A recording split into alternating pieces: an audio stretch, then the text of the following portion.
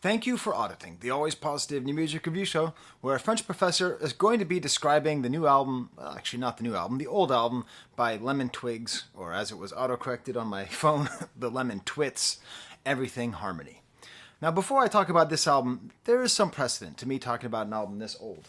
A couple years ago, I reviewed Porter Robinson's album in January, even though it had been released in the previous year, and was under the same basic idea. I just finished my year-end review, my Stampy Awards, and there was really just one album that kept on popping up that was in other music reviewers' top 10, and that a lot of people said I really missed. So that's the central question. Is the Lemon Twigs album, Everything Harmony, is that actually the best album of the year? Should it be in contention? Now, I'll talk to you about why I didn't review it. The main reason I didn't review it was I just didn't have time. I just missed it. It happens all the time. This is a hobby I picked up in the lobby. It's not like my main thing, so I miss tons of stuff that you wouldn't think I would miss having 60,000 subscribers and making 3 to 5 videos a week. But there you go. But really is that nothing grabbed me the way that the song from last week grabbed me. So I reviewed their song, My Golden Years. Nobody watched the video. Has under 1,000 views. So what's up, Lemon Twig heads? Are you Twiggies or what? Are you twigging out? Because that was a pretty good review. But it made me realize I do like this band, and I needed to revisit it and ask this question: is this in contention for Album of the Year 2023? Sorry, my sweater is. You'll notice I just got a haircut, so I thought that I wouldn't be too hot in the sweater because I no longer have all this hair on my head. But not really. This isn't going to be a full strip episode. So. When I looked up the band and I discovered they were brothers, and that really helps me. I have 3 brothers, all musical in different ways, and I've helped my musical journey in different ways. And, I like playing music with my brothers, and that's really cool, and they come from Long Island, and I have this sort of pet theory that we need to really cherish people who grow up fortunate, okay? Like people who are fortunate enough to really be supported in the arts, that just because they're fortunate doesn't mean they shouldn't be listened to or taken seriously. It means they've taken their fortune and turned that into something great and creative, which is what the Daddario brothers did. See, I know their name this time. Some of the things that when I first listened to it, it must have been back in May, I went to track, and it sort of felt like it was genre hopping, sort of soft rock 70s genre hopping. First of all, it's weird because, I grew up in the 90s, and, the worst thing in the world was soft rock in the 70s, okay?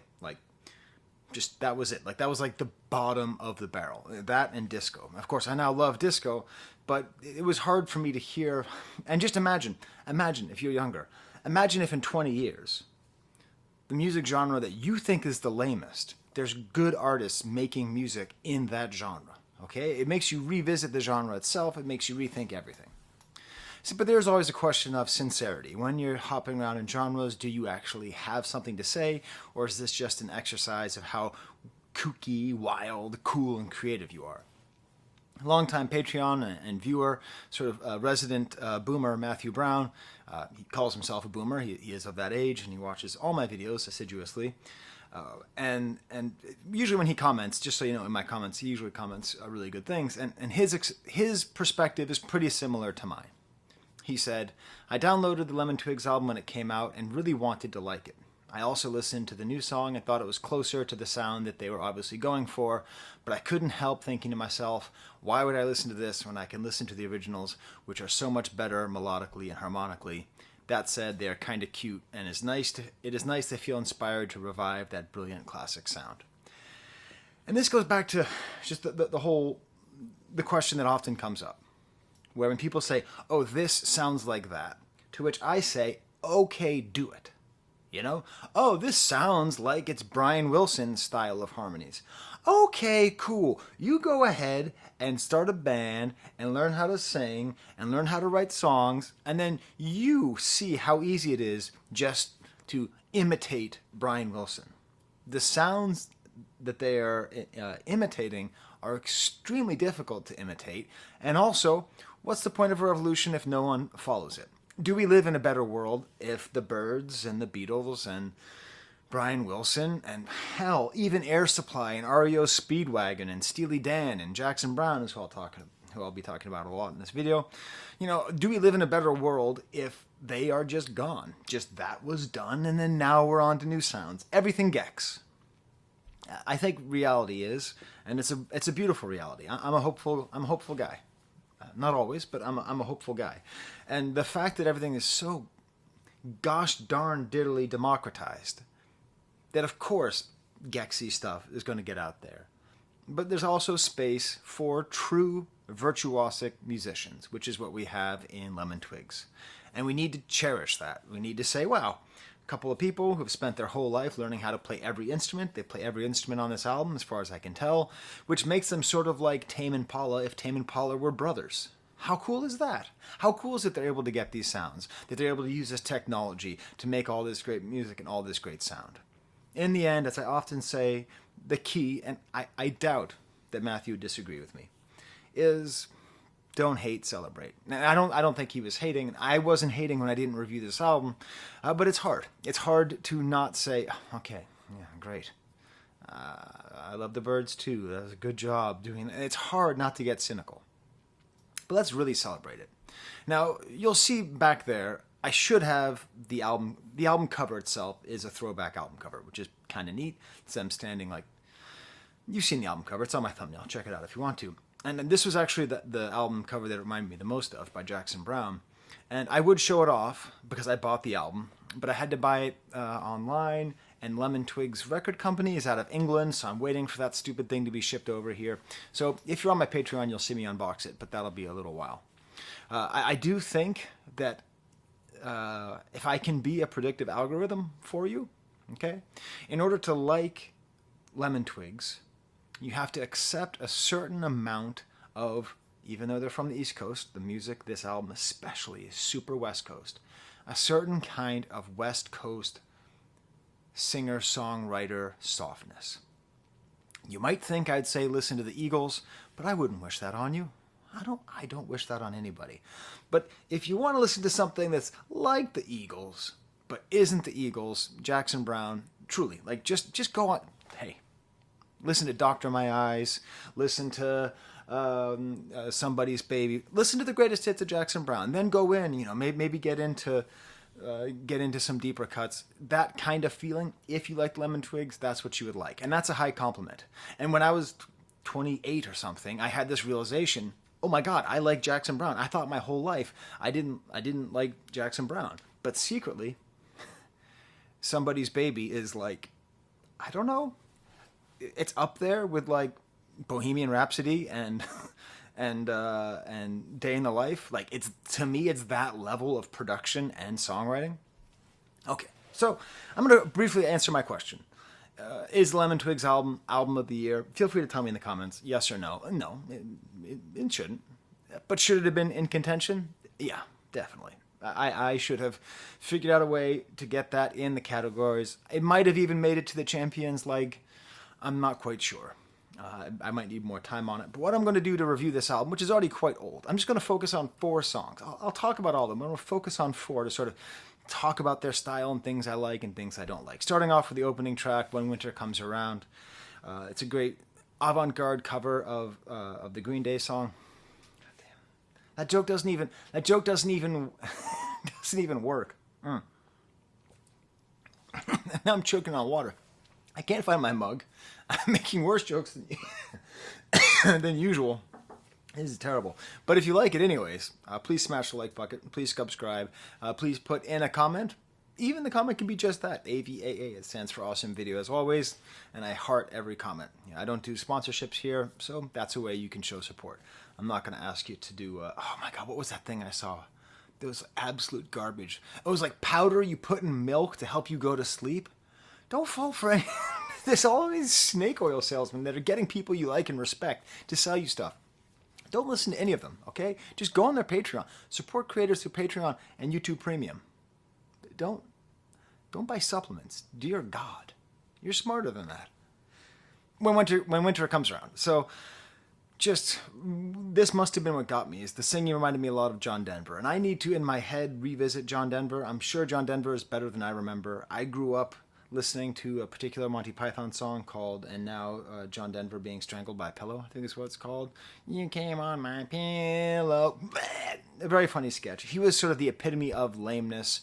In reality, he's probably a great singer-songwriter with a beautiful voice, and I was just too poisoned by toxic masculinity to appreciate it. But, you know, like, all of the influences, they can be overwhelming, you know, because they're sort of Simon and Garfunkel style harmony, then like very Nilsson-esque singing for Go Back to Where You Came, and then like Beach Boys like Phil Spector inspired wall of sound, drums, and reverb. It's like, you hear all those words I'm using, all these other people that I'm using, matched with full Beach Boy harmonies. Again, you try it. I do think one of my favorite things I've noticed from listening to this album like 5-6 times. Listen to a lot. It's very fun. My baby loves this album. Seriously. She does a little dance. She goes like this, and she hears it back and forth in her little high chair.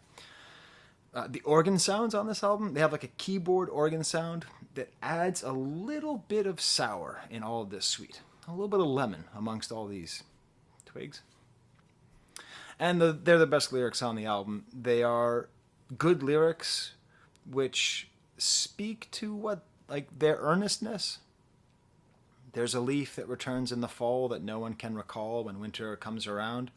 Its shape once so clear in our mind, in an instant left behind when the snow touches the ground. You know, these are good, strong lyrics about the short-term memory that we have, how we can't even remember seasons. And I think about this all the time. You know, like, right around, like, October, I'm like, how long? We live in a world without snow. And then I live up here in Western New York. And then by March, I'm like, we live in a world that is always snow. And you can extend out that metaphor to larger things, larger questions, our inability to really understand things outside of our immediate comprehension. That's what the song's about. I'm happy someone's writing about it. Next track is called In My Head. This is one that definitely gets the baby dancing, upbeat 70s rock. I don't know. Like, the first time I was listening to this, I go to the gym and I work out and I watch Futurama and Sex and the City. I kind of switch back between the two. And I just got totally lost in Futurama. Like, so that I went back to the song, but there is an ability this album has to sort of go to the background. This song is the reason why I think I didn't review it. I think I got to this song back in May and it's sort of like, nah, it's okay, but it's not really my thing. Like, they're successfully recreating a style that I don't particularly like. But then we get to the second song I really want to study, Corner of My Eye, which I think somebody who is very close to getting glaucoma at all times, it's hereditary, is a weird song for me to like so much. But this is everything that the band does great. This is, I think, the only song that is on par with My Golden Years in terms of, like, wow, this band can do something really amazing. This nice descending voice, these sort of jazzy brush drums, the way the voice and the guitar are interacting, a little vibraphone in there. And then we get to these lyrics, which this is why I really want to talk about it. This is the ultimate millennial love song. Let me explain. Love at first sight. No. Love at first sight doesn't exist anymore. You see somebody on an app or you see somebody in real life and you think they're pretty, but we're too smart. Human beings have evolved, okay? Young people have evolved past love at first sight. Props to young people, okay? It's garbage. It's bunk. Love at first sight is bunk, all right? It usually just means the person you're looking at has nice eyes, okay? Genetic coincidence. But this is a song with its lyrics. I saw you twice before, now I really want to see you more, that gets to the heart of the problem that young people have, which is they see too many people. Supply and demand is the order of the day, as Stromae told us once.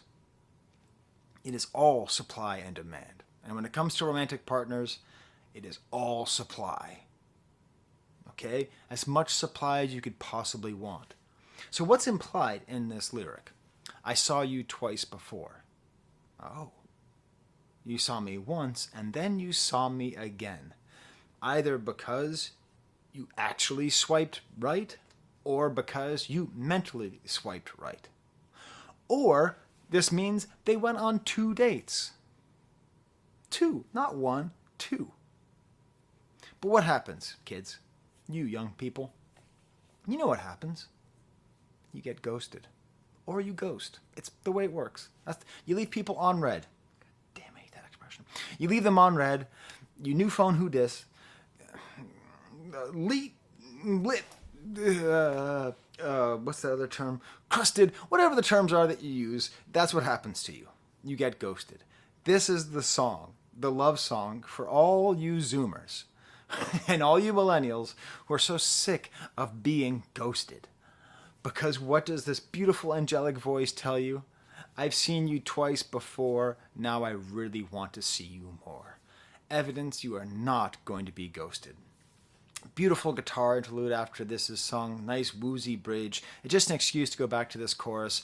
Really focus on the production at the end of the song, this great big ending. The production on this album all the way throughout is just stupid, just shut up good. Especially a little flourish on the voice. Any time of day, fine song, piano kind of plods, sort of Barry Gibb style singing, his really high voice, 70s soft rock, more soft rock, even gets almost Stevie Wonder style at certain points here, including lots of key changes.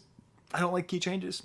I used to say that if I could, before I understood the food chain, if I could like kill all the mosquitoes at once, I would. No, it'd be terrible for birds, so I wouldn't do it. If I could kill all key changes in music, if I could just press a button and just every musician who wants to do that, anyways. But then, again, with the production, this perfect ending with the bass and the voice and the layers and the drums, and how are they doing all this, just the two of them? What You Are Doing, another one that I don't love, but is good. Reminds me actually pretty strongly. In a way, so did My Golden Years. There's a movie called That Thing You Do, which is about a fictional rock band from the 60s. And it had a song made by the guy from Fountains of Wayne called That Thing You Do, which was like as good as an actual like old style 60s Monkees level Beatles imitation song. So sometimes they are in that realm. But still, it's nice because they kind of speed up and slow down. Again, very Jackson Brownie here as well. Then there's this really cool part, and I hope they go more into this, where they get a little bit avant-garde. There's this faraway drum beat and this kind of derpy bass sound. I think it must be a 12-string guitar and an actual guitar solo. Like a little bit of like modern style production in the middle of all this kind of retro fun. This little end bit here portends a bright future. And again, like even when I'm talking like down on any of these songs, this is all great. It's all, I bought the album on vinyl. I'm going to listen to it. There's not going to be any skips. There just might not be as many highs as you think there are, or as lows.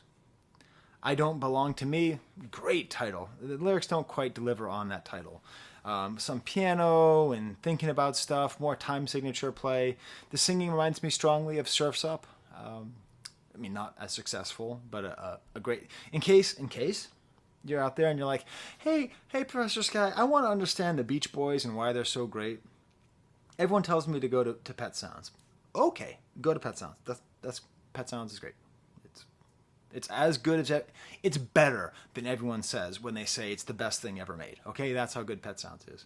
But there's a song called Surf's Up, which is much more just the genius of Brian Wilson and the lyricism of Van Dyke Parks. That's the song to listen to, I think. If you're like a young person, you're trying to understand what's the deal, just listen to that song. Oh, God, the vocals on that song. And then we get to the next song. Every Day is the Worst Day of My Life. Which is easily, I mean, I don't know if they had any radio hits.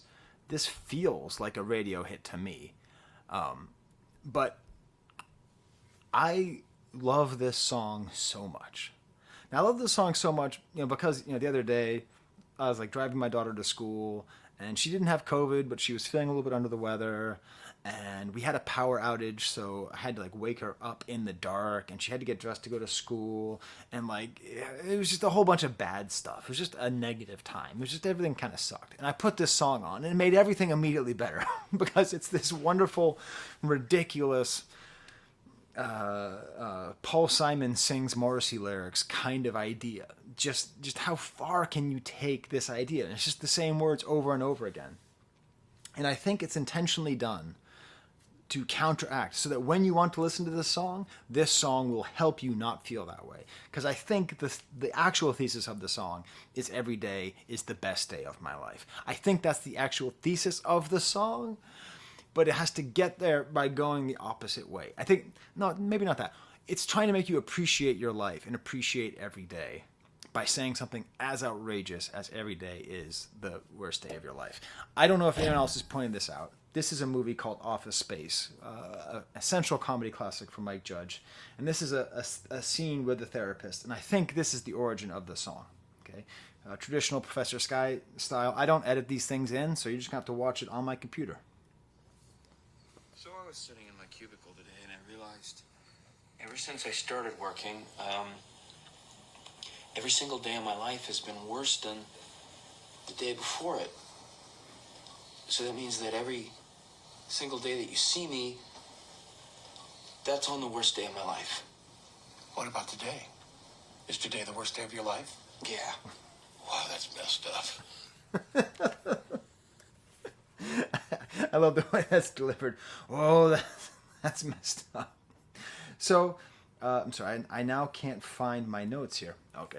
So I think that's where that comes from. I don't know. It builds so nicely. It's such a beautiful song. It's the humor. It's the heart of this band.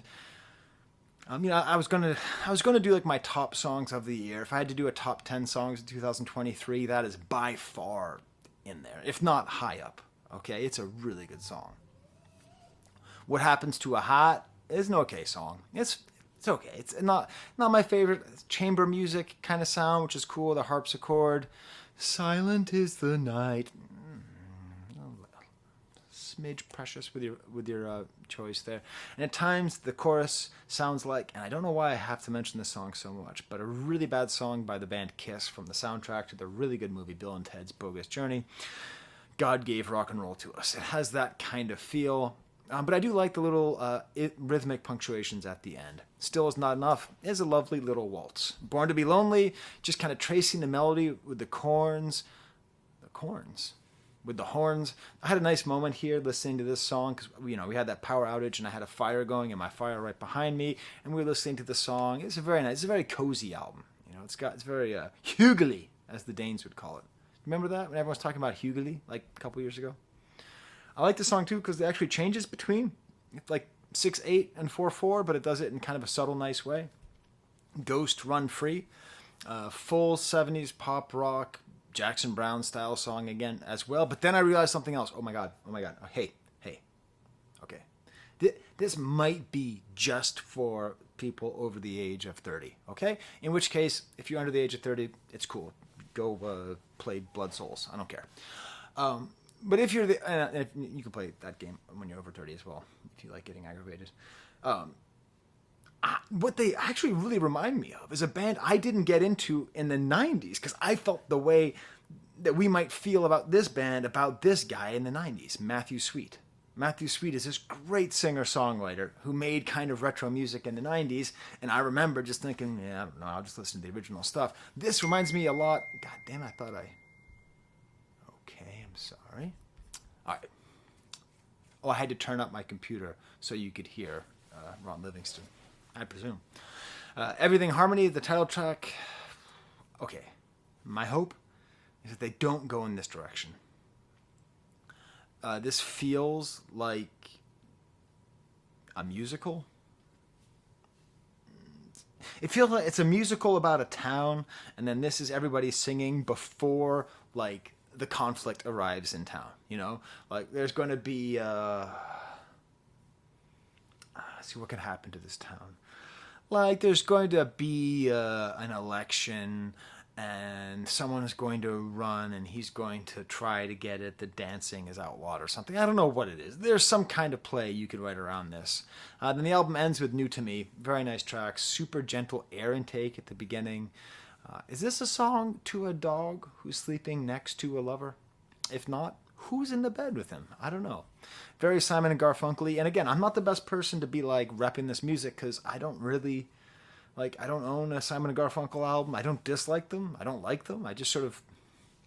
There's a whole class of, like, 70s musicians that I just don't really have an opinion on. Fleetwood Mac, Simon & Garfunkel.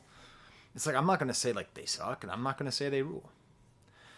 This does remind me of a song in a good way and a bad way.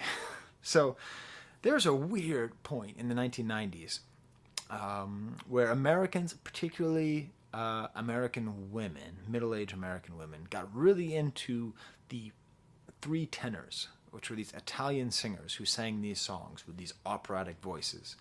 And there's a song which was used to great effect on The Sopranos, Conte Parito, sung by Andrea Bocelli. And this just really has a similar kind of like do do do do do do do do do do do do do do do do do do do. Someone out there, by the way, is putting together a super mix of all my singing. I don't know who, and I hope I'm just not making that up. That's going to sound really good in that super mix. Anyways, I mean that in a good way and a bad way. Nice kind of metallic keyboard sound to end, kind of a sour note to end on at the end. Say and again, Professor. I dare you. I double dare you. Well, at the end of my videos, I sometimes end up by showing off my Patreons. So I bought this album. And I bought it with money that they gave me. So thank you so much. And also helps me buy diapers and all that kind of stuff. Makes me not have to get sponsored by frickin' supplements. Damn. Like real leftists trying to sell me supplements. Dystopia, people. I get it. Get your bag. Stupid bag getters. All right. Until next time, let me know what you think of the... Oh, yeah. One last thing. If you've never done it before, my wife does this thing. She makes this kind of fruit bread that's really good. And part of it, it's a Christmas thing, is she takes lemon rinds and orange rinds and like candies them. And they are really, really good. Now, I think it's a pretty good metaphor for what it's like listening to this music. Like very enjoyable. Maybe too sweet at times. But unexpected. And... I'm done. Not going to be a third thing. Hey, till next time, I'm going to put back all those lemons and twigs. There's the camera. I always forget to do the shout-outs. So I do a thing on most of my videos where I ask if you want a shout-out at the end as a Patreon. Doesn't matter what level you're at, you'll get a shout-out. So I asked for this album, and Thomas Kerr said that he wanted one, and so did Dominic Rufino. Well, he liked the post, but I assume that's what he meant.